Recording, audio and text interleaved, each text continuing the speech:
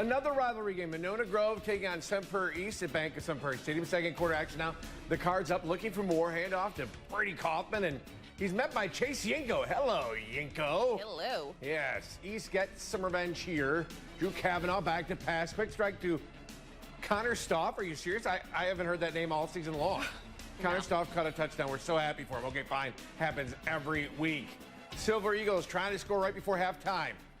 Cal Marotta, Gavin Halbowitz, and look at Haber go.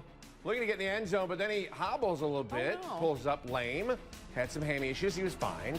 And then a 4th and goal as time expires. MG trying to get on the board, but they fail to score.